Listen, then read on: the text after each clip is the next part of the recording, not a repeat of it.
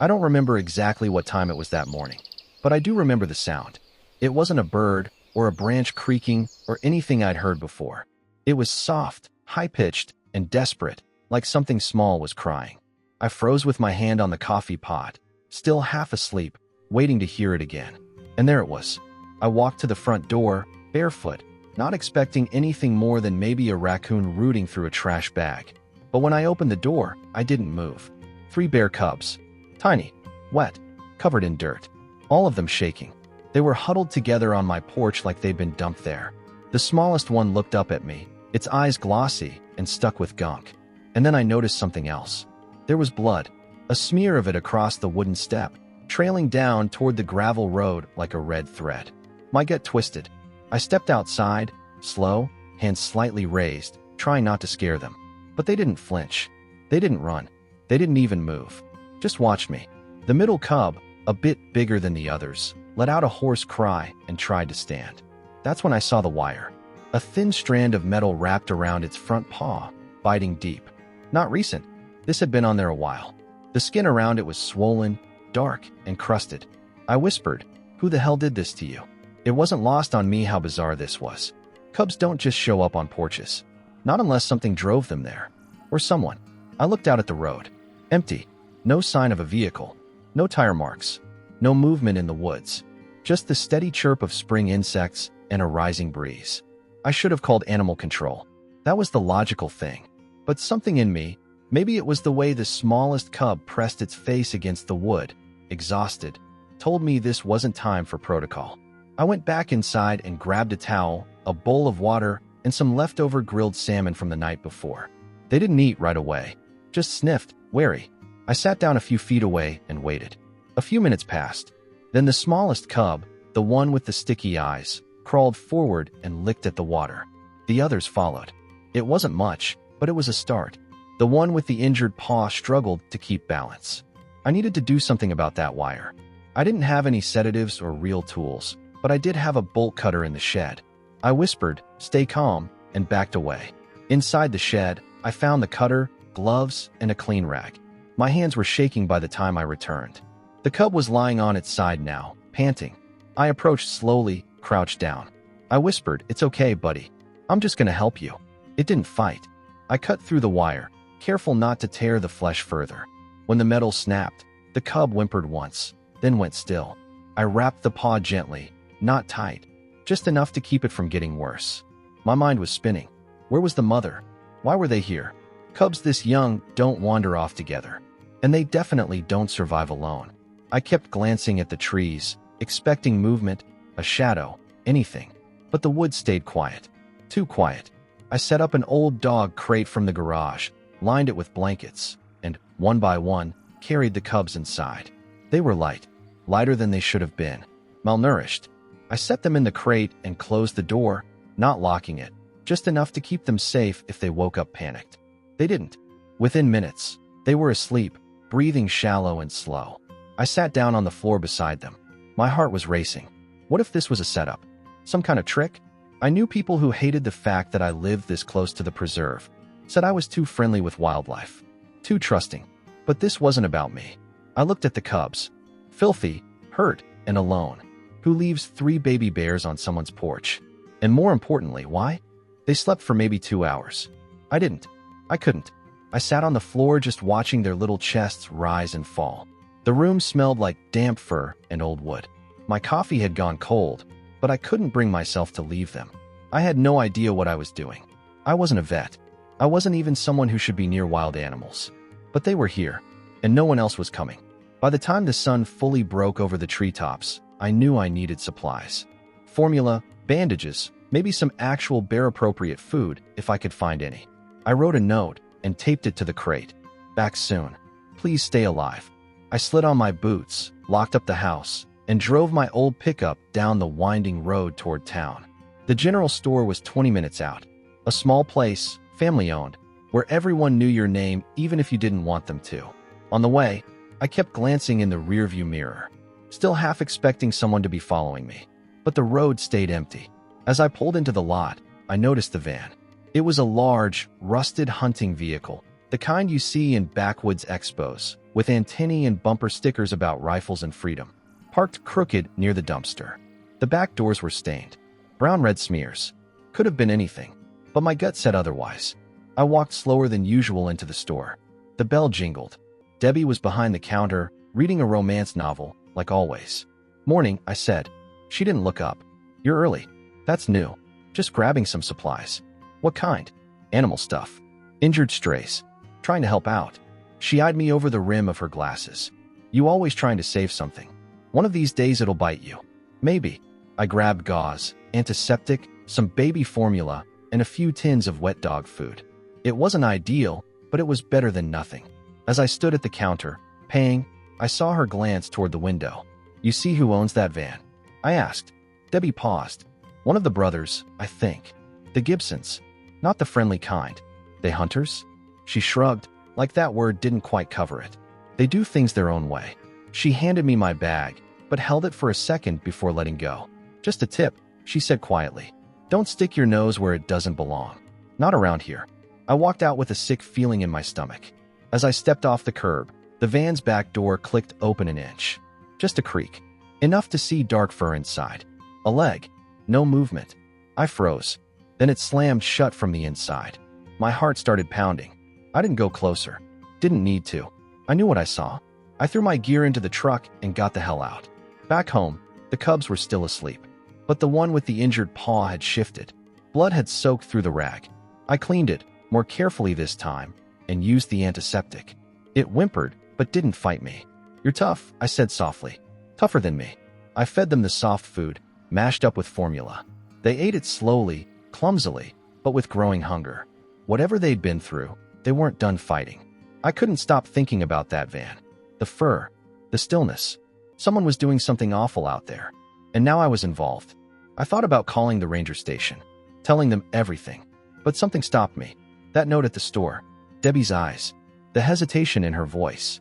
Whatever this was, it ran deeper than I wanted to believe. I looked at the cubs. Alive, but barely.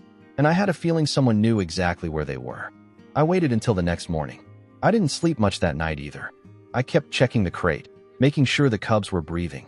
The one with the wire injury had stopped bleeding, but the paw was still badly swollen. I changed the rag 3 times. Around 4 a.m., I saw headlights flash across my back window, just for a second, and then vanish. I turned off all the lights and waited with a hammer in my hand. Nothing else happened. By sunrise, I made up my mind. I had to go out there, follow the trail, find where they came from. I filled a backpack with water, a flashlight, a folding knife, and a protein bar. Grabbed my old hiking boots and a pair of gloves. Left the cubs with 2 bowls of food and a bucket of water. They were still too weak to move far, but I blocked the front door just in case. The blood trail from the porch had dried, but parts of it were still visible in the dirt path past the gravel road. I walked slow, eyes down, scanning for prints. After maybe 20 minutes, I saw faint impressions, tiny paw prints, and what looked like a drag mark. Whoever dropped them off didn't just dump them and leave. They came from deeper in the woods.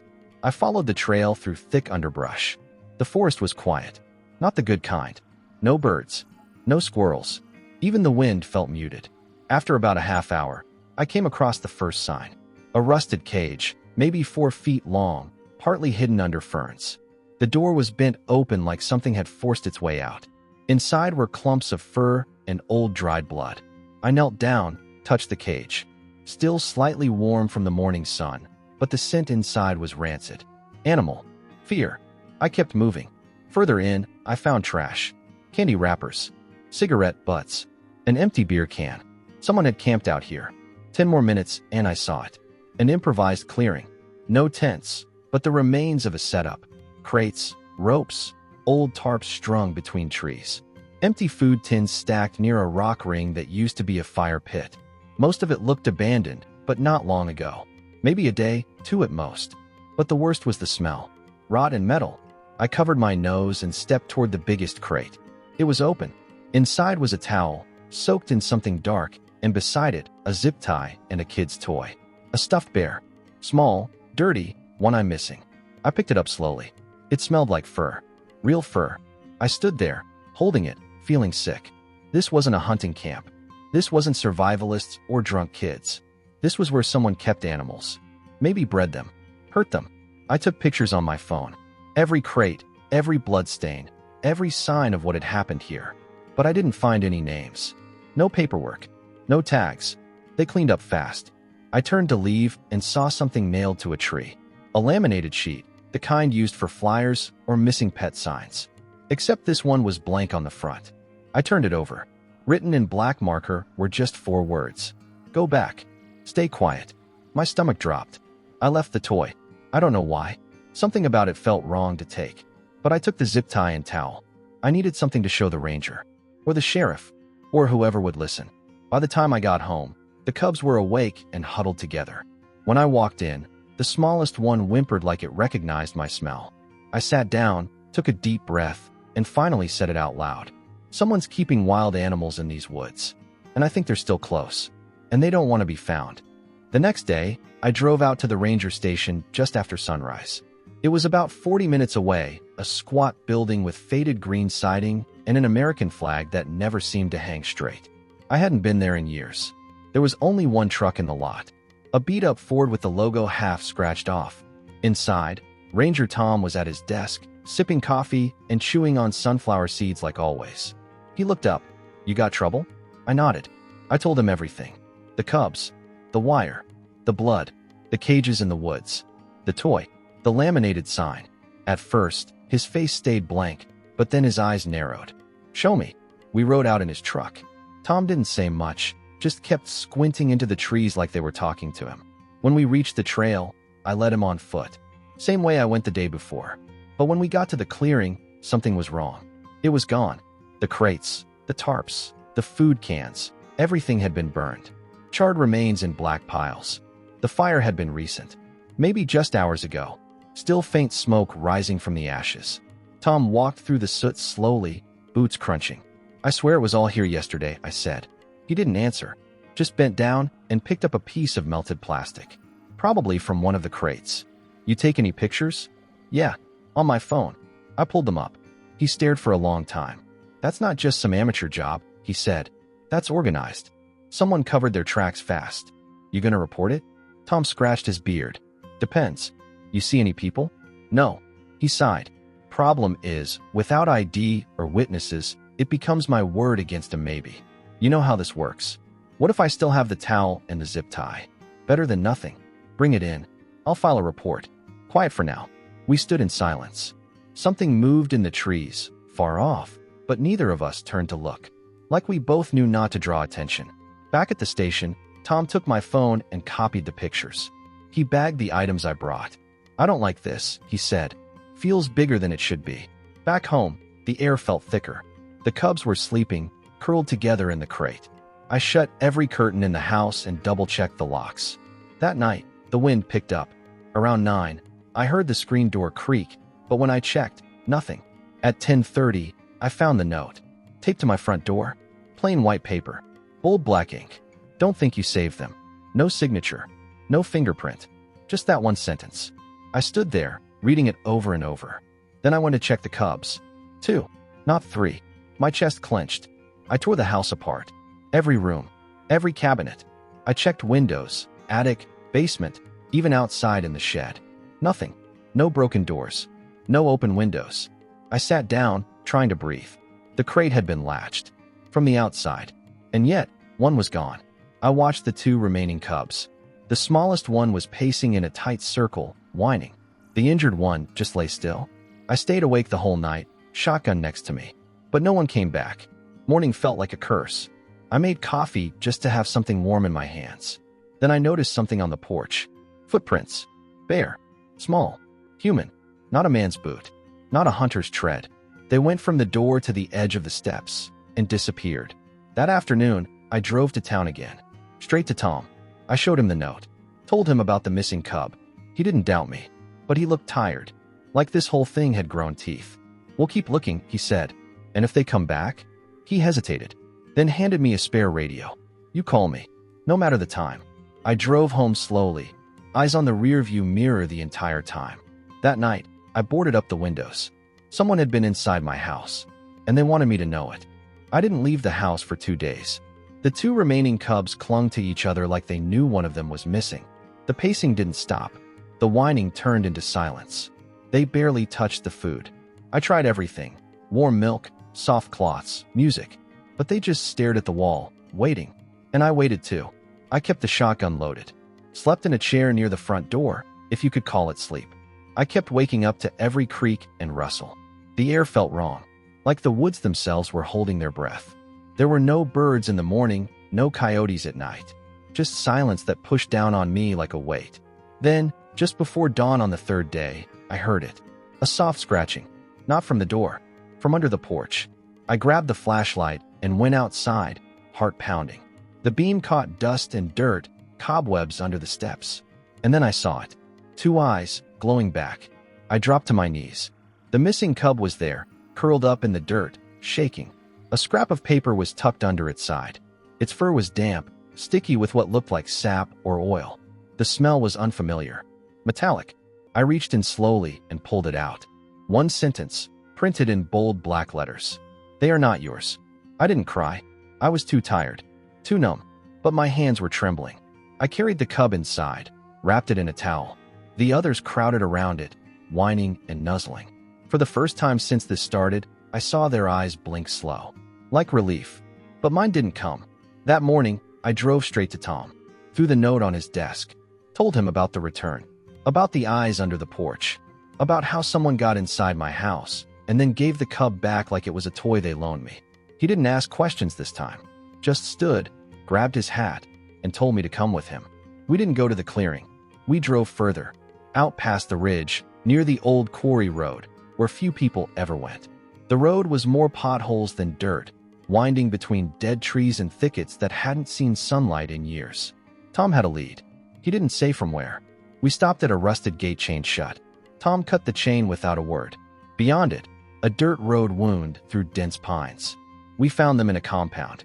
For trailers, generators, makeshift pens, cameras on poles, and the smell, that same sick metallic rot from before. No one was there. They ran, but they didn't run fast enough. Inside one of the trailers were syringes, cages, documents, ledgers, shipment tags, names, locations, dates, dozens of animals, some not native to this region, some marked as experiment complete, others as ready for transit. We moved quietly through the trailers. Each one felt colder than the last. In one corner, we found a freezer chest with animal remains. Tagged, cataloged. Tom radioed it in. We waited 2 hours before anyone else arrived. They taped the place off. Took my statement again. This time it felt real, like someone finally listened. But justice isn't clean. Weeks went by. I got visits. Polite ones. Men in button-ups. Wildlife services. Legal reps. They took the cubs. Said they'd be sent to a sanctuary 3 states over. Better resources. Real care. I didn't fight them. I knew it was right. But it still felt like losing them. I stood on the porch as they drove off. The crate in the back of the truck jostled slightly. One of the cubs looked through the slats. Our eyes met for a second, and then they were gone. I tried to return to normal, fixing fences, chopping wood, letting days pass without too much thought. The nightmares didn't stop. I kept hearing whispers I never heard. Bare feet across the floor, scratching at the windows. Every shadow felt like a warning. I kept the radio from Tom near me at all times, even when I slept. One night, I left the porch light on, just in case. And that night, just after midnight, I opened the front door. Nothing, but on the step was a paw print. Small, precise, familiar, not muddy, not messy, clean, like it was left on purpose. A week later, there was a stone, perfectly round, set in the middle of the doormat. Then a pine cone, then a feather, each time placed where I couldn't miss it. Never more than one. Never anything random. Always silent. I started leaving things out in return. An apple, a glove, a folded towel. Nothing was ever taken, but nothing was ignored either. Sometimes my offering would be pushed a few inches over, like it had been inspected. I never saw them again. But once a week, I find something small. A stone, a stick, a fresh paw print. Always on the porch, always silent. And somehow, that says more than words ever could. Some nights I sit outside with the light on, watching the trees, listening. Part of me still waiting for answers. Another part hoping I never get them. Maybe that's the price of stepping into someone else's silence. You carry it with you, forever.